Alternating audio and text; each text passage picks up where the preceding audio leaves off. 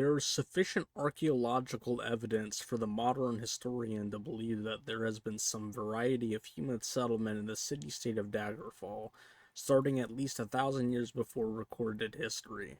The first use of the name Daggerfall to refer to the area around the current capital was most probably in the 246th year of the First Era. The north half of the Lyak Bay, in fact all of the current province of High Rock, was conquered by invading Nords who brought a rough sort of civilization with them. One of the first civilized acts the Nords performed was a census, the so-called Book of Life, listed on page 933 of the book in this entry. North of the highest bluffs, south of the moors, west of the hills, and east of the sea is called Daggerfall. 110 men, 93 women, 13 children under 8 years of age, 58 cows, 7 bulls, 63 chickens, 11 cocks, and 38 hogs live here.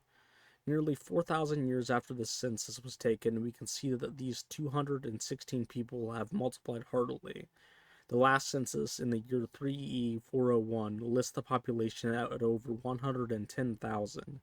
It is always difficult to find an exact number, but the capital city of Daggerfall certainly outnumbers her rivals Sentinel and Wayrest.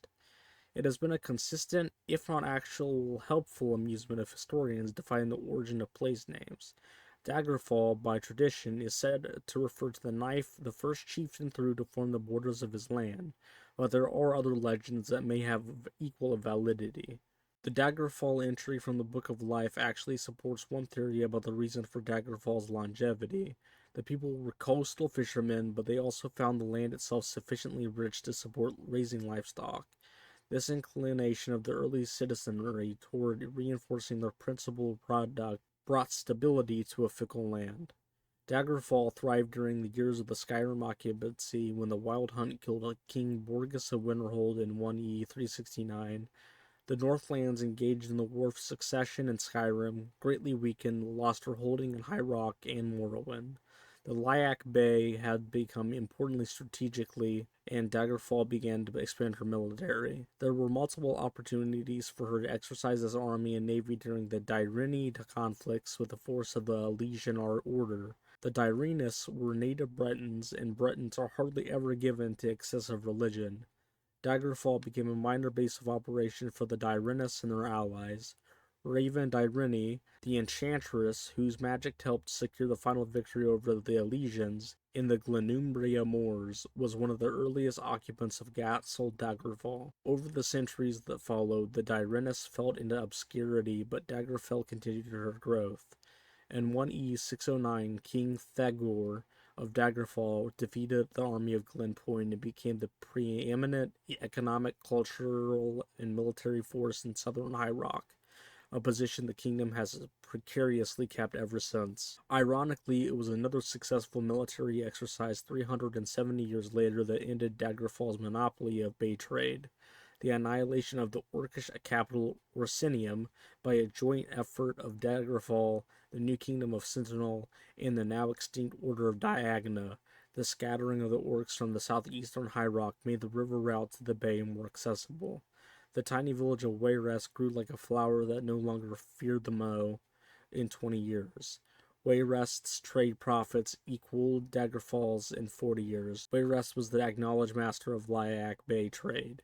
In 120 years, Wayrest became the Kingdom of Wayrest. The Kingdom of Sentinel did not exhibit Wayrest's aggrandizement during the First Era. The Red Guards were warriors learning the ways of the merchants, and their land was enemy enough to keep their population checked. Indeed, the number of people in all the areas of Lyak Bay was halved once in the First Era by the Thracian Plague, once again by the War of Righteousness, and third time by the invading Akavari. If Daggerfall had not spent its first 1,000 years preparing for the battles of the next 1,000 years, it is indeed conceivable that the Lyak Bay today might be Akavarian. The Second Era, like the latter part of the First Era, is a tapestry of wars, insurrections, and plagues.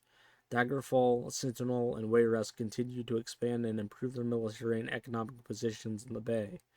Daggerfall and Wayrest would transpose positions as major trading center of the bay. and Daggerfall and Sentinel likewise banded over which was the superior military power. The Lyak Bey has continued to hold an important position in the imperial government of the Third Era. Rarely allies, though the combined armies in opposition to the Camarant usurper in the 3rd century of the Third Era is a notable exception, but not always enemies.